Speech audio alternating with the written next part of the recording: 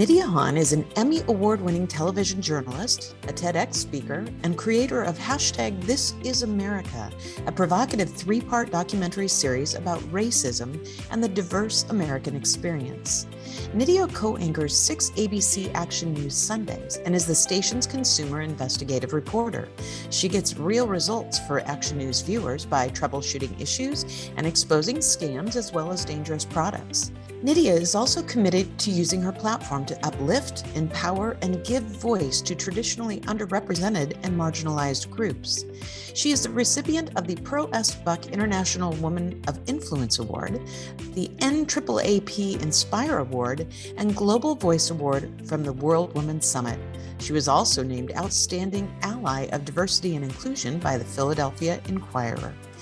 Nydia enjoys good food, good wine, and most of all, a good laugh. And she is trying really, really hard to teach her 2 young children to speak Korean. How about just start telling us a little bit about, I know a little bit about the story, but I want to know a little, have it here again, about what got you into news and broadcast journalism and, why you pursued this in the first place. When I was a little girl, I always loved learning something new, and I always loved talking to new people. And so what better job than to be a journalist where I get to learn something new every day, talk to someone new every day. And so it was just a job that was well suited for me. But I also always loved to write. That was truly my first love. And so I was actually planning to become a print journalist. And my plan was to write long form magazine pieces. Wow. And so I went to college with that in mind. And then I kind of caught the TV bug. So I ended up doing an internship at a newspaper, and then I did an internship at a television station, and I just loved the medium.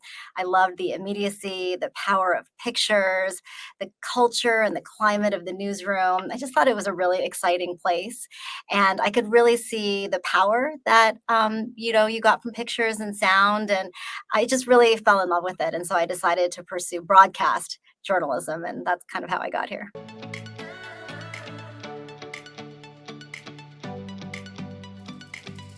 So today, what's the main difference do you find when you're like sitting behind the anchor desk on Sunday morning, or you're out in the field? What kind of different parts of you have to come into play in those different kinds of reporting environments? It's a very different craft, anchoring versus reporting. So when I'm reporting, especially as the consumer investigative reporter, I enterprise the story. So, we get lots of emails and phone calls and story ideas from all sorts of sources and places. And then it's our job to figure out which stories to do and which stories to try to tackle. And then we go out and we do the research, we do the investigation, we talk to lots of people, we make sure that we talk to all sides. And then we write the story and then we present it. So it takes, a lot of investigative skill, writing skill, that sort of thing, when we're preparing our consumer investigative pieces. On the flip side, when we're anchoring, I don't write a lot of the stories that I deliver when I'm doing a newscast. But I think what is important at that point when you're anchoring is just to be able to really connect with the audience in a way that's very authentic and credible. And so I make sure when I'm anchoring that I know not just the story that I'm reading, but that I have context for that story. I know the history. I've talked to people, so I understand where this might go. And I know history, so I know from history where this might go, and sort of the different option points and pathways that there are to happen after whatever it is that I'm covering and saying at the time. A lot of times with anchoring, if there's breaking news, that is all ad lib. And so that's why it's really important to have experience. If you're covering a fire, you have to understand how firefighters tackle that fire, what sort of the hazards might be depending on the situation. And you kind of only know that through research and experience. And then you just have to be kind of on your toes, and you have to be nimble and flexible. You never know what's going to happen on live television. And so the teleprompter might go down. You might have a live shot where something happens that's is unforeseen, and you have to be able to respond to that in a way that's appropriate, and also in a way that kind of carries your audience through the show, so that, we cover a lot of sad stories, we cover a lot of difficult stories, and I think it's our job to present that information in a way that people understand the urgency, but also don't feel panic, and understand that, as a community, we're going to get through this together, as we always have. And so for me as an anchor, there's a different kind of responsibility as we're taking people through our shows.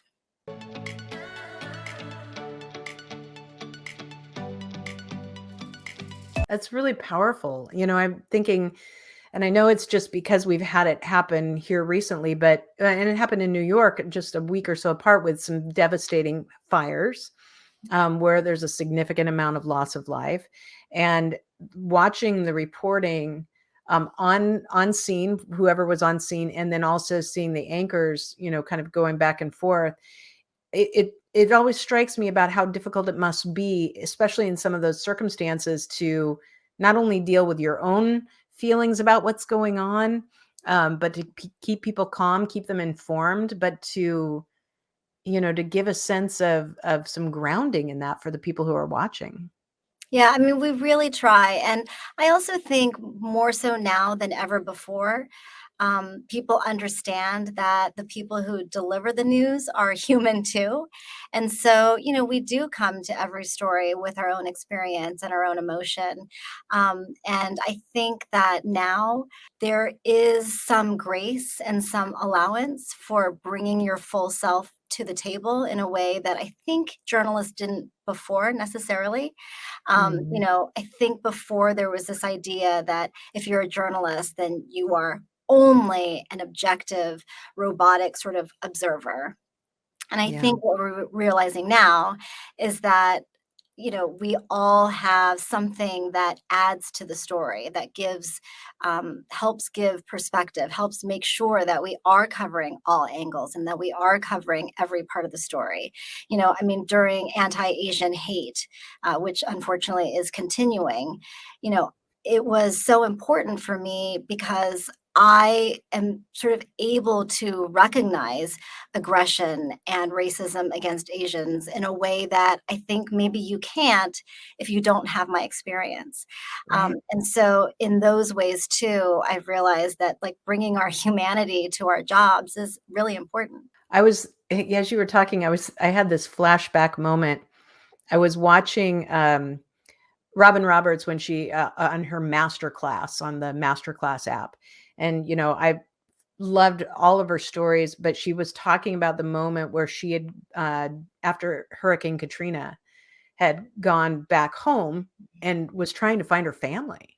And I remember the day that she was on live TV, and I think Diane Sawyer said, "Have you heard from your family?" And she like lost it. Like she broke down and said, "Yes." And I did. And, you could see the relief. What I thought was interesting is when she was talking about this in masterclass, she said, when they stopped filming, I thought I've just lost my job Hmm. because I just cried on national television. And I remember, and as I was so shocked to know that she felt that way, because I remember watching that going, oh my God, I want to wrap my arms around her. And I think that sense of realizing that everybody, like you said, you're all people. Just because you're in the news and you deliver this information doesn't mean that you don't have an emotional reaction to it, or feelings or experiences with these things. And it's important for us to recognize. I think depending on the story, I think, especially in that case, in Hurricane Katrina, it really brings the story home and can be helpful. Yeah, and I Yeah. think you want your journalists to have empathy and sympathy and to be community members who really care about the stories that we cover. The big fire recently in Philadelphia, where a number of children died. My co-anchor, Gray Hall, was in the field. And, he, like I, we both have two children. And it really hit home. And you could see the emotion during his live Mhm. shot. And I think it was really a beautiful and powerful thing. Yeah, I agree. It's, I think, something that if we keep in mind too, and part of our message through all these interviews we're doing is, there are people that want to get more interviews. I'm very fortunate, especially that I've had so many interviews with you. that you realize that when you're trying to make these connections, or you're trying to get people interested in the story, or you get the call, that you act, react, and interact with everyone in the media, understanding where they're coming from, but that you're there to help support their message and the message that you're trying to get across. It's a little bit of that humanity coming through on all of our part, to remember it's not all just about us individually. Well, and I will say that you are one of the best interviewees ever, from A to Z, soup to nuts, in the planning of the interview to the interview itself and your execution. I mean, it's always a pleasure to have you on our shows. So I'm thank you. so glad we have that on tape. I'm going to repeat that for the promos. Just going to play that over and over again.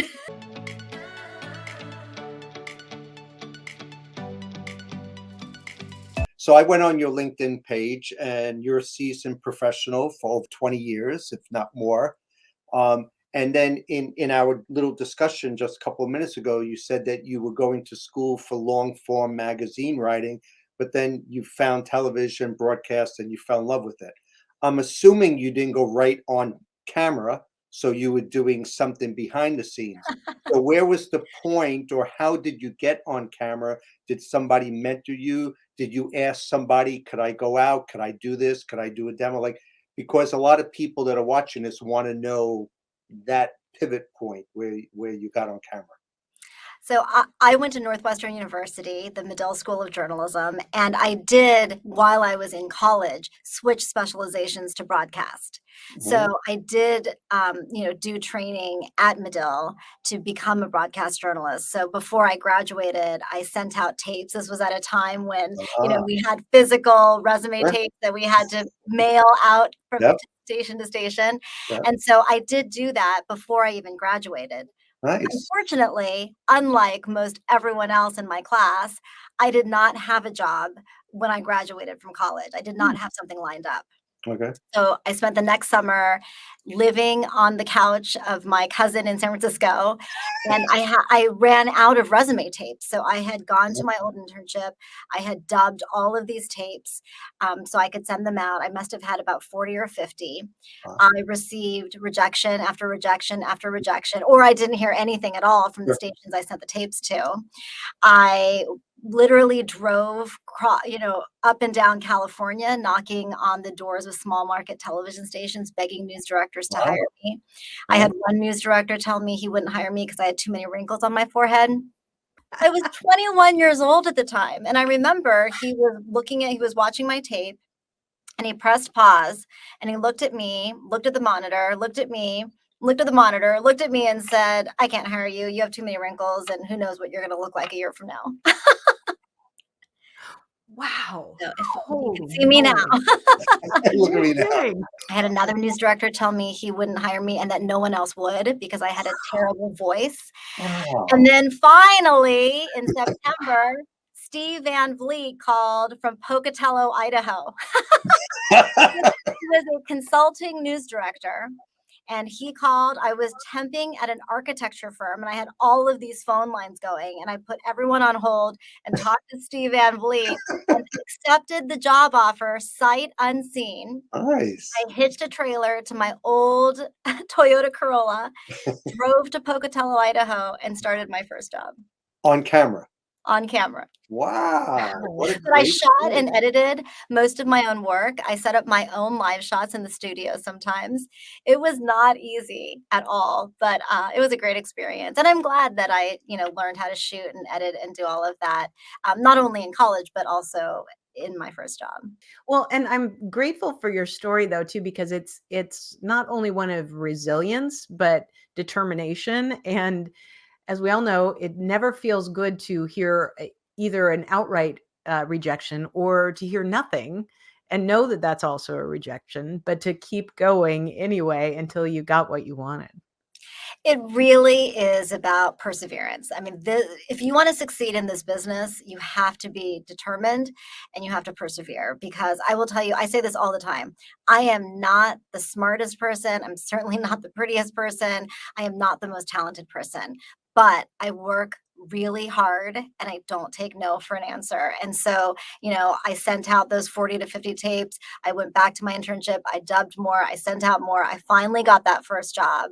And I've just worked really hard ever since. And, even on days when it's not fun, frankly, and it's really hard, I am grateful for the Mhm. job, and I just keep on going. I love it.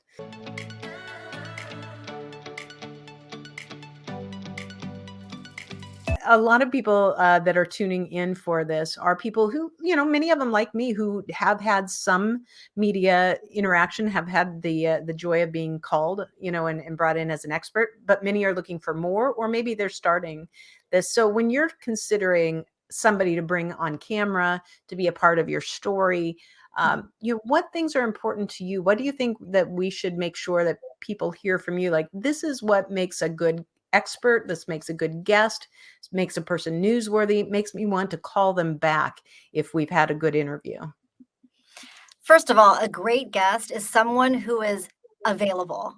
I cannot tell you how important quick response time is. You have to Yes. be fast and flexible. When I'm doing a long form consumer investigative piece, I will take weeks, months, sometimes years, but more often than not, when people call for a guest or for an interview, they're looking for someone that day, at least within the week, and then sometimes within hours. And Yeah. so if I'm doing a day of story, I'm often assigned that story in the morning. I will start making calls, and I have to have that story edited, completed, aired at 4:30. Yeah. So if I call at 10 or 11, I really need a response and I need to have the interview done. I mean, hopefully by 2:30, 3, because then I have to write the story with those sound bites and I have to get it edited in time for, our evening afternoon newscast begin at 4 p.m. Yeah. And I can't tell you how often I will reach out and leave messages and talk to someone about an interview, and then I won't hear back until 3 or 4 p.m., and that's Wow. too late. Yeah. Sometimes I won't hear back until the next day. Oh, geez. So I will say being fast, responding quickly is probably the number one most important thing. If you can't do the interview that day, I encourage you to still respond and as quickly as you can, saying so, because then someone like me, for instance, I will then put you in my contacts for the next time Yeah. and call on you the next time. I have done this in the past, but I will tell you that if I've put you in my contacts and then the second or third time you're also unavailable or don't respond and I don't hear back from you the next day, I probably won't try again.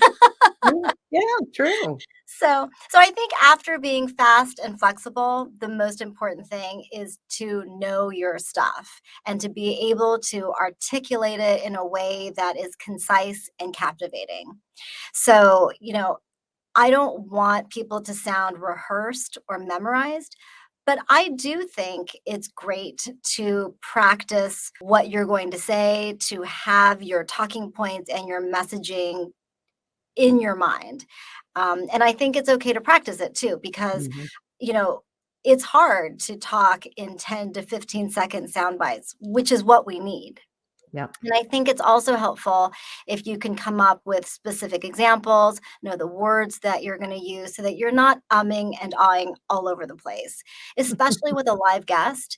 If you're Yeah. someone who ums and ahs all the time and it's hard to really get a point across and to distill complicated information and deliver it and provide it in a way that audiences can understand upon first hearing it, then especially as a live guest, you probably won't get invited back. And so I Right. do think it's really important if you're doing a live show that you are very, very well prepared. And so I would have someone ask you the questions you anticipate the interviewer will ask you and then practice responding. Um, if it's a taped interview, I would still do the same thing, but there's a lot more grace in that because we can Right. always re-ask questions and edit. I was going to say that I've been known to as I'm getting ready, and I'm practicing, I'll be, doing my face and going, Nydia, great question. And let me tell you what my answer is, because I'm having an imaginary conversation with you as I'm, curling my hair and everything, practicing. And my husband will, if he's at home working from home, he'll walk by and go, "Are you taping?" I'm like, "No, Nydia and I are having a conversation. She just isn't here yet." Yeah, and you really have this down because you never sound rehearsed or memorized or practiced, but you always sound incredibly prepared and you're like a walking soundbite machine. So I love interviewing you. My only problem, honestly, when we're done is I have so much that I can use. It's hard to kind of decide and pick and choose which ones. Go on. No, I'm serious. It's not an easy thing. And listen, I interview people every single day. So Yeah. Thank you. I appreciate that. Well, and I find that, for me, it's really important. And from working with me that I like to try and, you can always ask me anything you want to ask me, but I try and give you questions that are good questions related to the topic. And I give you what my answers would be to that. Because I feel that if I'm going to do something that helps you with your story, I want to make sure and can take it anywhere you want to go, but that I'm going to give you enough to know what I might say and be prepared. Because in that way we have a really good dialogue. And sometimes we follow that and other times we don't, but then we always have a good starting point because the more information we share, the better.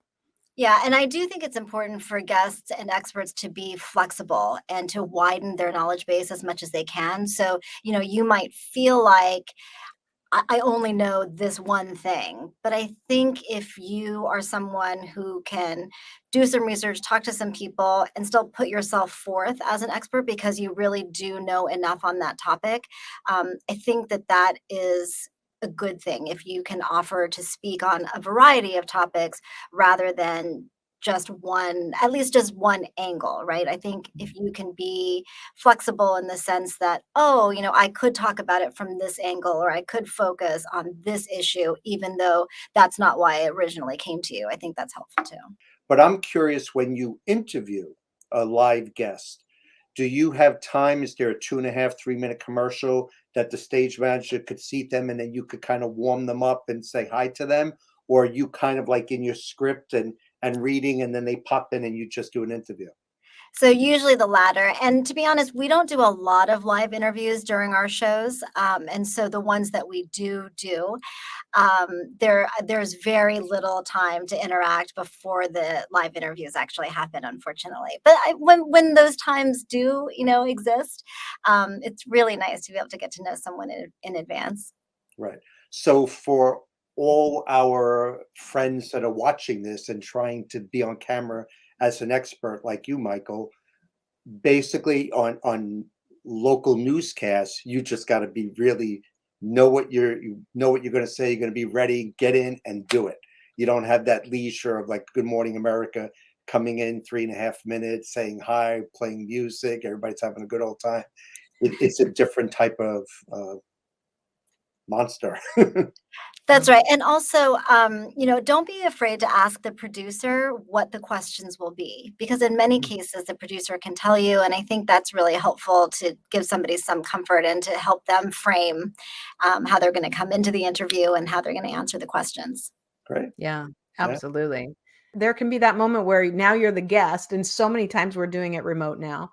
And you feel like all of a sudden you're on camera. You are. So I think that sense of being prepared, like you were talking about, knowing what you're going to say, practice, have your bullet points, and be able to go right live takes some guts, it takes some practice, but once you get in it and you understand how it flows, it works very smoothly as long as you can understand what all those moving parts are doing.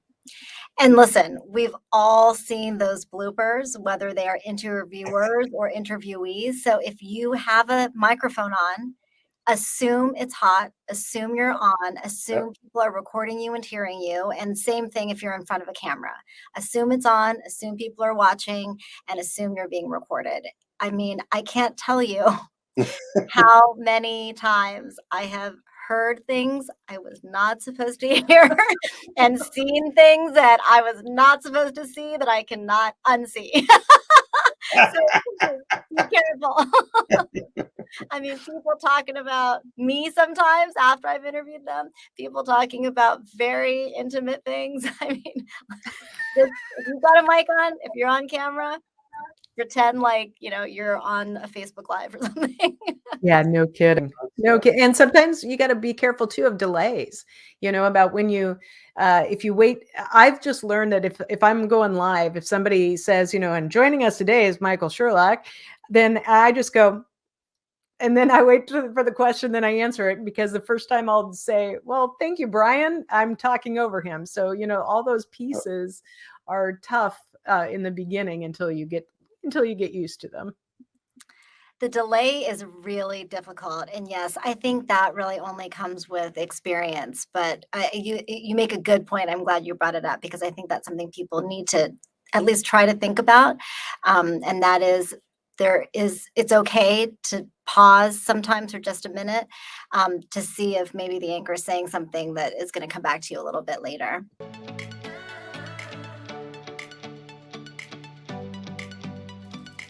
So I'm curious, for anybody that's watching that would like to be like you, that would like to be an anchor, what type of advice can you give them to be a professional anchor? Maybe any advice about reading prompter or anything that you could think of? For me, the best advice is to be authentic and to be yourself. I think the best anchors are people who don't sound different on the air and then in person. Yeah. I think that if you can just understand that anchoring is just talking to people and telling them what's happening in the news, I think that's sort of the best way to get at it. And so to me, there isn't a special way that you should speak, and there isn't sort of that way of being an anchor. I think the best way to be an anchor is sort of being your best self.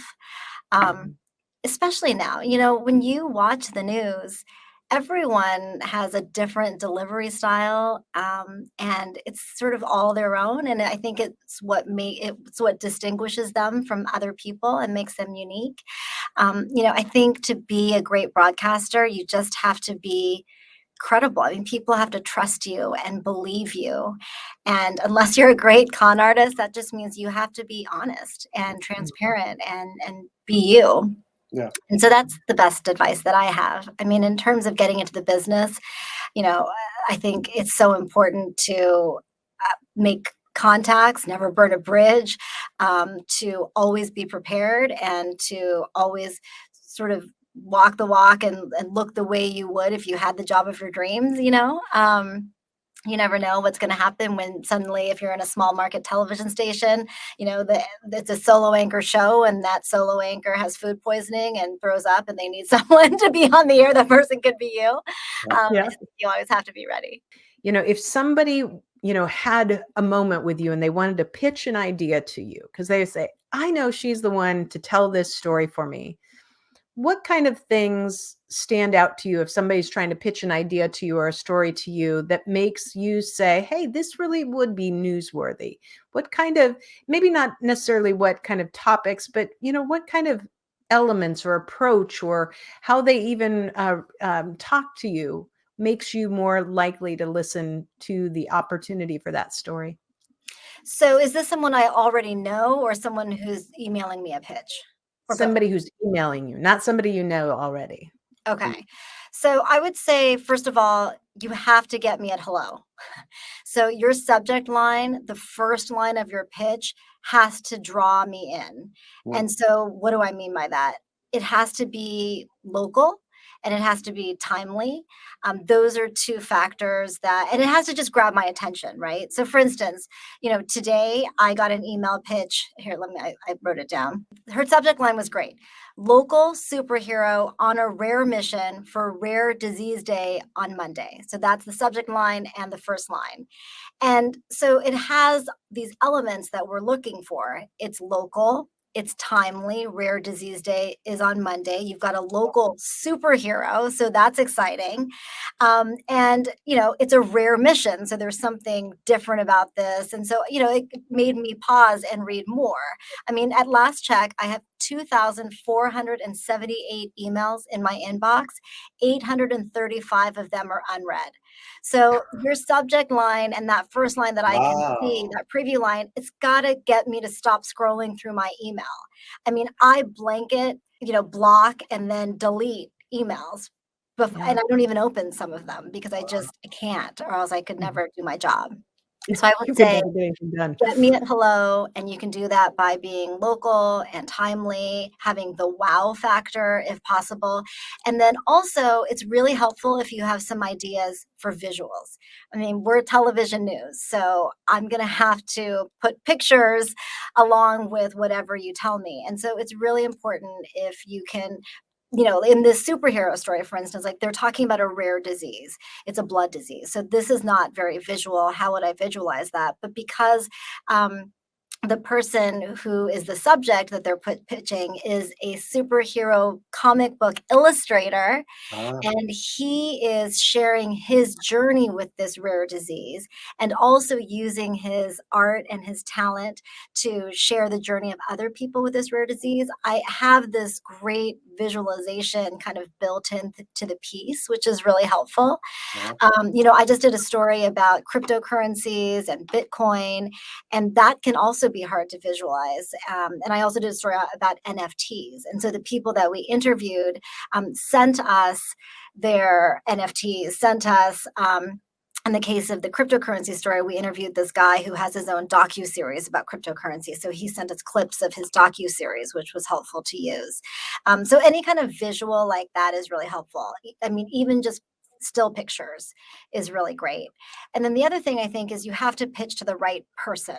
So watch the newscast so you can pitch to the person who covers that beat or has an appropriate segment for whatever you're pitching.